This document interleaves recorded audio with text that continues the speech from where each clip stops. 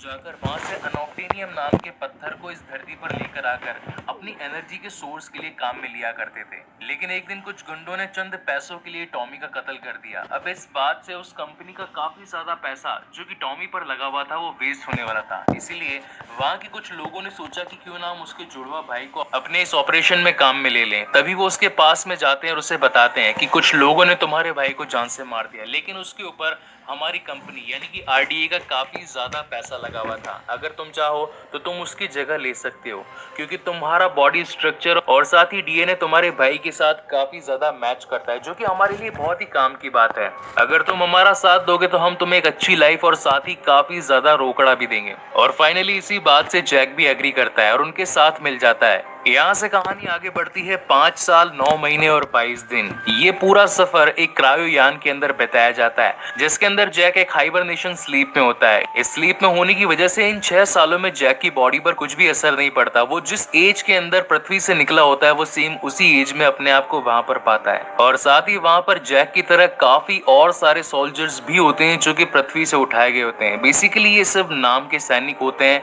जो कि पैसों के खातिर अपनी जान की परवाह किए बिना पेंडोरा पर आने के लिए तैयार हो गए थे। जैसे ही वो सारे सोल्जर्स वहां पेंडोरा पर उतरते हैं तो उनके सीनियर्स उन्हें कहते हैं कि यहाँ पेंडोरा की हवा आपकी जान ले सकती है, इसीलिए आपको हर वक्त अपने मुंह पर मास्क लगा हुआ रखना पड़ेगा, क्योंकि अगर आपने ऐसा नहीं किया तो आपको ऑक्सीजन नहीं मिलेगी और यहाँ की डेंसिटी 30% कम है, जो कि आप सभी के लिए एक जान का खतरा बन सकती है। वहां से जैक पेंडोरा के इंडक्शन रूम में पहुंचता है, जहां पर इस कहानी का मेन विलन या फिर कहा जा सकता है कि इस कहानी का टेरेबल फैक्टर उसे मिलता है, जिसका नाम होता है कॉलोनल क्वेरेच वहां मौजूद सभी सैनिकों को एक स्पीच देता है और कहता है कि मैं एक सैनिक हूँ और मैंने कहानी का लीड कैरेक्टर जिसका नाम है Jack Sully. Basically Jack Sully अपने पैरों से अपाहिज है, लेकिन वो पहले ऐसा नहीं था जो कि टॉमी पर लगा हुआ था वो वेस्ट होने वाला था। इसीलिए वहां की कुछ सीनियर्स उन्हें कहते हैं कि यहाँ पेंडोरा की हवा आपकी जान ले सकती है, इसीलिए आपको हर वक्त अपने मुंह पर मास्क लगा हुआ रखना पड़ेगा, क्योंकि अगर आपने ऐसा नहीं किया तो आपको ऑक्सीजन नहीं मिलेगी और यहाँ की डेंसिटी 30% कम है, जो कि आप सभी के लिए एक जान का खतरा बन सकती है। वहां से जैक पेंडोरा के इंडक्शन रूम में पहुंचता है, जहां पर इस कहानी का मेन विलन या फिर कहा जा सकता है कि इस कहानी का टेरेबल फैक्टर उसे मिलता है, जिसका नाम होता है कॉलोनल क्वेरेच वहां मौजूद सभी सैनिकों को एक स्पीच देता है और कहता है कि मैं एक सैनिक हूँ और मैंने आज से पहले 10 और बड़े बड़े सैनिक अभियानों में हिस्सा लिया है, मगर आज तक मुझे एक गोली की खरोच नहीं लगी। लेकिन जैसे ही मैं यहाँ पेंडोरा पर आया, एक नए सैनिक की तरह मैं यहाँ पर जख्मी हो गया। जैसा आपने सोचा था ये पेंडोरा बिल्कुल भी वैसा नहीं है। यहाँ की आबो हवा, यहाँ का नेचर और साथ ही यहाँ के क्रिएचर बिल्कुल पृथ्वी से अलग है। अगर जिंदा रहना चाहते हो तो मेरे रूल्स को फॉलो करना। मेरा काम है आप लोगों की जिंदगियां बचाना और इस अभियान के खत्म होने पर आपको जिंदा घर लौटाना। मैं ज्यादा लोगों को बचाने में कामयाब नहीं हो पाऊंगा, इसलिए आप सभी को मेरा साथ देना पड़ेगा इस पेंडोरा पर अपना जीवन जीने के लिए। फिर वहां से जैक की मुलाकात नॉर्म से होती है। नॉर्म भी बेसिकली एक साइंटिस्ट होता है और उसका काम ये होता है कि वो अवतार बनकर उन्हीं लोगों में घुलता मिलता है जो कि पेंडोरा के ही लोग होते हैं। बेसिकली पेंडोरा के लोगों को नावी कहा जाता है और इंसानों और साथ ही नावियों के डीएनए को मिलाकर एक अवतार क्रिएट किया जाता है, जो कि पृथ्वी से ही बनाकर पेंडोरा तक लाया जाता है। इसके अंदर काफी मिलियंस का खर्चा भी होता है और यही मेन रीजन था कि जैक सुले को टॉम सुले की जगह रिप्लेस किया गया था, क्योंकि उसका डीएनए अपने भाई के साथ काफी ज्यादा मैच करता था। वहीं से जैक की मुलाकात उन सभी साइंटिस्ट के लीडर से होती है जिसका नाम होता है grace Augustine. Basically grace Augustine काफी समय से नावियों के साथ रहा करती थी, उन्हें सिखाती थी लिखना पढ़ना और साथ ही अपनी भाषा को। मगर जब वो जैक को अपनी टीम में देखती है तो वो काफी ज्यादा गुस्सा हो जाती है, क्योंकि उसे एक नौसैनिक की जरूरत नहीं, उसे तो एक साइंटिस्ट की जरूरत थी और साइंटिस्ट तो टॉम था। जब उसे पता चलता है कि उसकी जगह पर एक ऐसे इंसान को लाया गया है जो कि एक अपाहिज है और साथ ही एक नौसैनिक जिसके पास में बिल्कुल भी ज्ञान नहीं है कि इस जगह पर किस तरीके से जीना है, क्योंकि टॉम ने इस जगह पर आने की काफी सालों तक प्रैक्टिस की थी पृथ्वी पर। इन्हीं बातों से ग्रेस नाराज होकर इस पूरे अभियान के हेड यानी कि पार्कर के पास पहुंचती है और वो उसे कहती है कि आखिर तुमने मुझे इस अपाहिज को क्यों दिया, और बल्कि ये तो एक साइंटिस्ट भी नहीं है। तब वहां पर पार्कर उसे बताता है कि ऑलरेडी इस अभियान में काफी ज्यादा खर्चा हो चुका है और हमारा मेन काम अनऑप्टेनियम को पाना है। अनऑप्टेनियम जो कि एक पत्थर है जिसका 1 किलो इस दुनिया में 100 करोड़ रुपए के बराबर है। इस अभियान का खर्चा, इस ऑपरेशन का खर्चा और साथ ही तुम्हारे साइंटिफिक रिसर्च का खर्चा, सब कुछ इस पत्थर से ही निकलता है। हमारा मेन काम है माइनिंग का। एक तरीके से अच्छी बात यह कि तुम्हारे साथ में एक नौसैनिक रहेगा, क्योंकि इसके पास में वो सारी की सारी नॉलेज है जो कि एक असली सैनिक के पास में होनी चाहिए अगर तुम किसी मुसीबत में पड़ जाओ, क्योंकि यहाँ के लोग तुम्हारी बातों को नहीं समझ पाते। हालांकि ग्रेस इसके खिलाफ होती है, मगर फाइनली पार्कर के समझाने के बाद वो मान जाती है और फिर शुरुआत होती है जैक की बॉडी के साथ में अवतार की ट्रांसफॉर्मेशन की। उसे एक हाइबर स्लीप में सुला दिया जाता है और फिर उसके दिमाग को उसके अवतार के साथ में कनेक्ट कर दिया जाता है।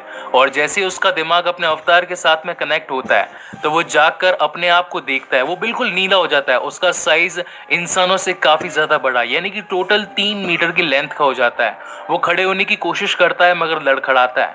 वहां मौजूद साइंटिस्ट उसे बैठने के लिए कहता है, लेकिन अब जैक के पास में आ गए होते हैं उसके असली पैर, जिनकी मदद से वो चल सकता है, घूम सकता है, बैठ उठ फिर सकता है।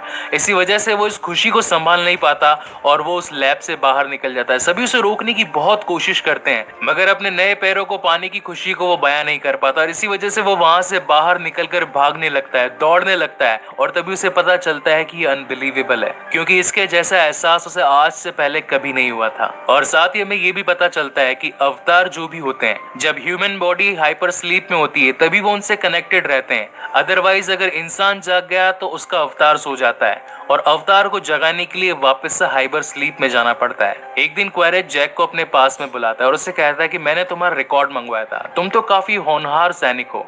मैंने जब तुम्हारा रिकॉर्ड चेक किया तो मुझे पता चला कि तुमने भी बहुत बड़े बड़े अभियान किए हैं मगर तुमने अपनी टांगे खो दी। क्या तुम मेरे साथ एक सौदा करना चाहोगे? तो जैक पूछता है कि आखिर कैसा सौदा। तब वहां पर क्वेरेज उसका प्लान बताता है। वो कहता है कि आज तक इन साइंटिस्ट ने उन लोगों के साथ में मिलकर सिर्फ और सिर्फ टाइम वेस्ट किया है। उनके पास में इतना सारा अनऑब्टेनियम है कि उन्हें पता भी नहीं है, मगर मैं चाहता हूं कि मैं उन लोगों को उनकी जगह से हटा दूं और वहां से सारा ऑब्टेनियम हड़प लूं। मगर इस काम में मुझे तुम्हारी मदद लगेगी, क्योंकि मैं उन साइंटिस्ट के माइंड्स को चेंज नहीं कर सकता, मगर तुम एक सैनिक हो, तुम मेरी बात को समझोगे। तुम्हारा काम यह है कि तुम उनके लोगों में घुलो मिलो, उनकी बातों को समझो, उनकी लैंग्वेज को समझो और जब जिस दिन मौका आए तो उन लोगों को उस जगह से हटा दो जहां पर अनऑब्टेनियम काफी भारी मात्रा में मौजूद है, ताकि मैं वहां पर अपने लोगों को भेजकर माइनिंग कर उस अनऑब्टेनियम को जमीन से बाहर निकाल सकूं और इसके बदले में मैं तुम्हें तुम्हारी असली टांगे भी लौटा दूंगा। इस बात को सुनकर जैक काफी खुश होता है और वो उसके साथ में डील पक्की कर लेता है। अगले दिन जैक को पेंडोरा के दौरे पर निकाला जाता है, जहां पर एक शानदार दुनिया अब उसके सामने होती है। सब कुछ बिल्कुल हरा हरा और सब कुछ बहुत ही बेहतरीन लगता है। पेंडोरा की इस दुनिया को देखकर ऐसा लगता है कि जैक जैसे किसी और दुनिया में खो गया हो। फिर उनका हेलीकॉप्टर जमीन पर लैंड होता है और तब वहां पर ऑगस्टीन कहती है कि हम यहाँ पर कुछ जमीनी नमूने लेने के लिए आए हैं। हम यहाँ पर ये पता करने आए हैं कि आखिर ये पेड़ आपस में एक दूसरे से बात कैसे करते हैं। इनके बीच में एक इलेक्ट्रोमैग्नेटिक फील्ड है जो कि आपस में एक दूसरे को कनेक्टेड रखती है। आखिर हम यही जानना चाहते हैं कि आखिर ये पेड़ ऐसा कर कैसे लेते हैं। और जब वो दोनों वहां से कुछ नमूने ले रहे होते हैं तभी वहां पर जैक इस जंगल को और एक्सप्लोर करना शुरू करता है। वो एक सुंदर से पौधे के पास जाता है, जैसे उसे टच करता है वो एकदम से बंद हो जाता है। मगर जब वो और पौधों को टच करता है तो वहां मौजूद सारे के सारे पौधे छुपकर बंद हो जाते हैं। लेकिन यही वो गलती कर जाता है, क्योंकि उसके सामने पेंडोरा का गैंडा सामने आ जाता है और वो उससे बचकर एकदम वहां पर चुपचाप खड़ा हो जाता है। तो वो ऑगस्टीन से पूछता है कि आखिर मैं क्या करूं। तो ऑगस्टीन कहती है कि तुम्हें नुकसान नहीं पहुंचाएगा, तुम बस जहां खड़े हो वहीं खड़े रहना। धीरे धीरे करके वो गैंडा उसके सामने आने लगता है, लेकिन जैक सोचता है कि अगर मैंने इस पर वार नहीं किया तो ये मुझे जान से मार देगा। लेकिन फिर भी वो चुपचाप खड़ा रहता है और थोड़ी ही देर में जब गैंडा उसके पास में आता है तो वो ऑटोमेटिकली डर कर उसके सामने से हट जाता है। तो जैक चिल्लाने लगता है, क्या हुआ, फट गई, भाग गया यहाँ से। और जैसे वो पीछे मुड़ता है तो वहां पर उसके पीछे होता है पेंडोरा का चीता, जो कि बहुत ही ज्यादा खूंखार होता है। वो उससे बचने की कोशिश करता है। वो ऑगस्टीन से पूछता है कि आखिर मैं क्या करूं। तो ऑगस्टीन कहती है कि जितना तेज हो सके उतनी तेज भागो। और वो भागते भागते अपनी जान को बचाने के लिए वहां से निकलता है। वो वहां की झाड़ियों के, वहां के पेड़ों का इस्तेमाल करता है, उनके बीच में छिपने की कोशिश करता है। मगर वह चीता काफी ज्यादा चालाक और तेज होता है। वो उसके छुपने वाली हर जगह को तबाह कर देता है। और एक मोमेंट ऐसा आता है जब वहां से उसकी बंदूक भी वो छीन लेता है। जैक वहां से अपनी जान को बचाकर भागता है और वहीं पर मौजूद एक झरने के पास पहुंचकर वहां से कूद जाता है और वो चीता चाहकर भी उसे नहीं पकड़ पाता। और जैसे ही जब जैक वहां से कूद जाता है तो वो अपने लोगों से काफी ज्यादा दूर हो जाता है। अब क्योंकि जैक एक सैनिक होता है, उसे जंगल में रहने के तौर तरीके काफी अच्छे तरीके से आते थे, इसीलिए वो सबसे पहले अपने बचाव के लिए एक नुकीला भाला तैयार करता है। वो वहां की लकड़ी को छील कर अपना एक औजार तैयार करता है और वहां पर रात बिताने के लिए एक अच्छी जगह ढूंढने लगता है। वहीं दूसरी ओर इसके ऊपर नजर रख रखी होती है वहां की एक शिकारी जिसका नाम होता है नेटेरी। वो उस पर अपना तीर चलाने ही वाली होती है, लेकिन तभी वहां पर पहुंच जाती है उस पेंडोरा की पवित्र आत्मा और उसके तीर को रोकने की कोशिश करती है। जब नेटेरी ये देखती है कि पवित्र आत्मा ने उसे चुना है तो इसीलिए वो अपने धनुष को नीचे कर देती है और उस पर वार नहीं करती। धीरे धीरे रात हो जाती है और उसके बाद के अंदर जैक अपने आप का बचाव करने के लिए आग जलाने की कोशिश करता है, मगर उसे तभी अपने पीछे काफी ज्यादा आवाजें आने लगती है। बेसिकली वो आवाजें होती है जंगली कुत्तों की जो कि पेंडोरा के होते हैं। और जब वो जैक को वहां पर पाते हैं तो उसके पीछे हमला करने की कोशिश करते हैं। जैक पहले तो उन्हें काफी हटाता है, काफी अपना बचाव करने की कोशिश करता है, लेकिन जब उनकी तादाद ज्यादा हो जाती है तो वो कहता है कि अब मेरे पास पूरी रात नहीं है तुमसे अपना बचाव करने की, आओ मुझसे लड़ो, कौन चाहता है मुझसे लड़ना। और फिर एक एक करके जंगली कुत्ते उसके ऊपर हमला करना शुरू करते हैं। जैक जमकर उनका सामना करता है, एक एक को पटक पटक कर मारता है, लेकिन जब एक बड़ा और खूंखार कुत्ता उसके सामने आ जाता है तब वहां पर पहुंचती है नेटेरी उसकी जान बचाने के लिए और वो दोनों मिलकर वहां से सभी जंगली कुत्तों को वहां से हटा देते हैं। मगर उसी बीच एक जंगली कुत्ता जख्मी हो जाता है, तब उसे उसके दर्द से निजात दिलाने के लिए नेटेरी वहां पर पहुंचती है और अपने चाकू से उसका कत्ल कर देती है और साथ ही एक प्रार्थना करती है कि हे भगवान इसकी आत्मा को शांति देना। जैक उसका शुक्रिया अदा करता है। वो कहता है कि अगर आज तुम न होती तो मेरी जान चली जाती। तब वहां पर नेटेरी उससे कहती कि मुझसे दूर रहो, मुझसे बात मत करो, ये सब कुछ तुम्हारी वजह से हुआ है, अगर आज तुम न होते तो इस बेजुबान जानवर की जान न जाती। तब जैक कहता है कि पहले मैंने नहीं, पहले इन्होंने शुरुआत करी थी, और अगर तुम्हें इतनी इनकी जान की परवाह है तो आखिर तुमने मेरी मदद क्यों करी। तब वहां पर नेटेरी कहती है कि मैंने तुम्हारी मदद इसलिए की क्योंकि पवित्र आत्माओं ने तुम्हें चुना था। और थोड़ी ही देर में देखते देखते वहां पर काफी सारी पवित्र आत्माएं आ जाती है और वह जैक के शरीर पर बैठ जाती है। इसकी वजह से उसके शरीर पर जो घाव लगे होते हैं धीरे धीरे वो घाव भी भरने लगते हैं। इस बात से जैक और नेटेरी भी काफी हैरान होती है। फिर नेटेरी वहां से निकल जाती है और कहती है कि तुम मेरे साथ चलो, और जैक भी उसके पीछे पीछे आने लगता है। लेकिन तभी वहां पर उसके कबीले, उसके क्लेन के यानी कि ओमेटिकाया के लोग उसके सामने आ जाते हैं और कहते हैं कि आखिर कौन है, इसे जितना जल्दी हो सके हमें सरदार के सामने पेश करना चाहिए। और वहां से वो सभी जैक को पकड़कर उनके सरदार के पास लेकर जाते हैं जिनका नाम होता है इतुकान, और उनकी एक पत्नी भी होती है वहां की रानी जिसका नाम होता है मोआत। वो दोनों उससे पूछते कि आखिर तुम्हारा मकसद क्या है, तुम यहाँ पर क्यों आए हो, आसमानी लोगों को यहाँ पर आना मना है। तो जैक कहता है कि मैं उनमें से नहीं, मैं आप में से हूँ। तब वहां पर मौत कहती है कि तुमसे पहले भी यहाँ पर एक ग्रेस नाम की औरत आई थी, उसने हम सब लोगों को पढ़ाया लिखाया, तुम्हारी भाषा समझाई, मगर कुछ लोग जो हमारा बुरा चाहते थे उन्होंने हम पर गोलियां चलाई, उन्होंने हमारा नुकसान किया और हमारा पत्थर चुरा कर ले गए, क्या तुम भी इसीलिए आए हो। तब जैक उन्हें समझाता है, वो उन्हें कहता है कि नहीं,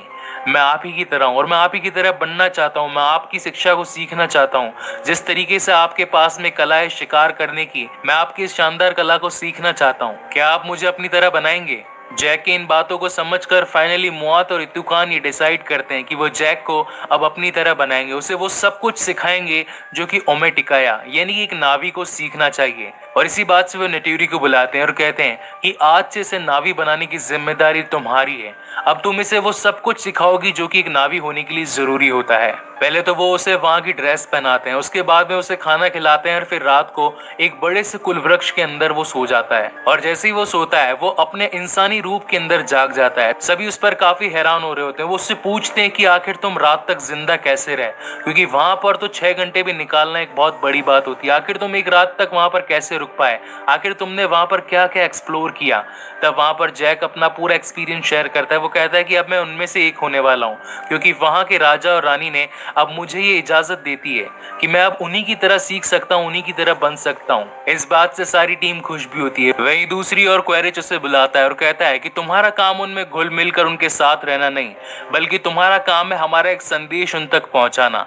मैं चाहता हूं कि तुम उन सभी लोगों को आगाह करो कि तुम्हारे पास में बहुत कम समय है, अब जितना जल्दी हो सके इस पेड़ को खाली कर दो, क्योंकि हम चाहते हैं यहाँ पर माइनिंग का काम चालू करना। और अगर उन लोगों ने हमारी बात नहीं मानी तो मेरे पास में एक दूसरा तरीका भी है, अपनी बंदूकों के जरिए उन सभी को खदेड़ देना। तब वहां पर जैक उसे रोकता है और कहता है कि अब मैं भी उनमें से एक होने वाला हूँ, क्योंकि वो मुझे अपनी रीति रिवाज सिखा रहे हैं। अगर आप मुझे मौका दें तो मैं उनमें से एक बनकर उनका विश्वास जीत लूंगा, और एक मोमेंट ऐसा आएगा जब वो सभी मेरी बात को मानेंगे। आपको अपनी बंदूकों को यूज करने का मौका मैं नहीं देना चाहता, इसलिए आप मुझे टाइम दें और मुझे अपना काम करने दें। जैक अब हर रोज उनके साथ में मिलकर हर दिन एक नई नई चीज सीखने लगता है, किस तरीके से शिकार किया जाता है, किस तरीके से उन पेड़ों पर झूला जाता है जो कि विशालकाय होते हैं, किस तरीके से वहां का खाना पीना होता है, किस तरीके से उनके साथ में बातें करी जाती है। धीरे धीरे उसकी टांगे मजबूत होने लगती है, वो हर दिन एक नई ऊंचाइयों को छूता जाता है। फिर नेटुरी उसे घुड़सवारी करने के लिए लेकर जाती है और कहती है कि एक नावी बनने के लिए घुड़सवारी आना बहुत ही ज्यादा जरूरी होती है। तुम्हें बस अपना घोड़ा चुनना है और उसके ऊपर सवार हो जाना है।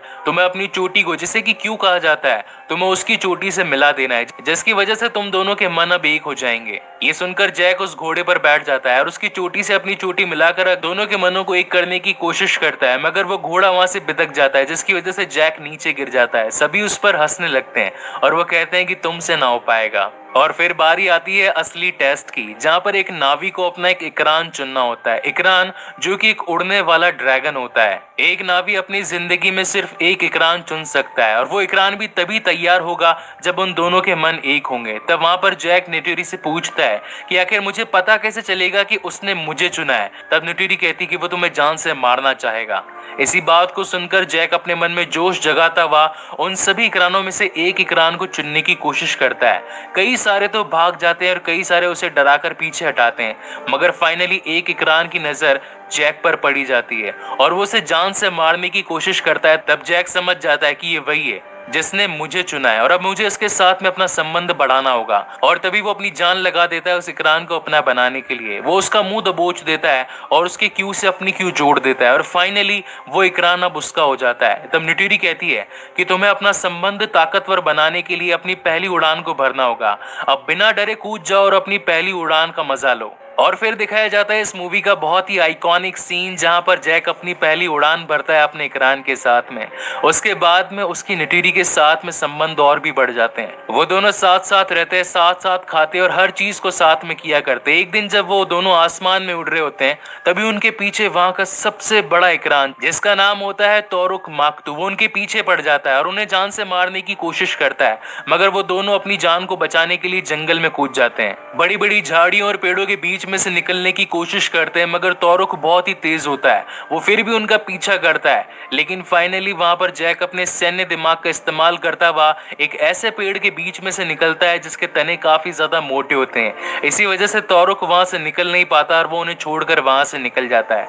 तब जैक नेटुरी को पूछता है कि आखिर ये क्या था। तब नेटुरी बताती है कि हमारे इतिहास में आज तक सिर्फ और सिर्फ 5 जनों ने ही तोरुक की सवारी की है। तोरुक एक ऐसा इकरान है जो कि सबसे खतरनाक और सबसे बड़ा इकरान है। इसकी ताकत के आगे सब झुकते हैं। जिसके पास में इकरान होगा उसी का ही शासन होगा। हमारे ओमेटिकाया के इतिहास में आज तक ऐसा सिर्फ 5 बार हुआ है। वहीं दूसरी ओर जैक इन सभी बातों को अपने कैमकॉर्डर में रिकॉर्ड भी कर रहा होता है, क्योंकि आरडीए को ये सारी इंफॉर्मेशन चाहिए होती है कि एक साइंटिस्ट आखिर पेंडोरा पर जाकर क्या क्या करता है, किन लोगों से मिलता है, क्या खाता है, क्या पीता है, और वहाँ के लोग और यहाँ के लोगों में क्या अंतर है। धीरे धीरे वक्त आगे बढ़ता जाता है और अब एक समय ऐसा आ जाता है जब ओमेटिकाया का क्लेन यानी कि ओमेटिकाया कबीला अब जैक को अपने में शामिल करने के लिए तैयार होता है। अपनी रस्मों के अनुसार सभी नावी एक जाप करते हैं, जिसके अंदर वो शामिल किए गए अपने नए सैनिक यानी कि जैक का स्वागत करते हैं, और अब ऐसा लगने लगता है कि मानो अब जैक उनमें से ही एक हो। इसके बाद में नेटुरी जैक को एक ऐसे स्थान पर लेकर जाती है जिसका नाम होता है एवा देवी का वृक्ष।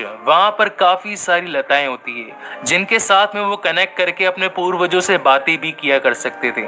तभी वहां पर नेटुरी से बताती है कि जब एक सैनिक अपनी सारी परीक्षाओं को पार कर लेता है तो ईवा देवी उसे वरदान देती है।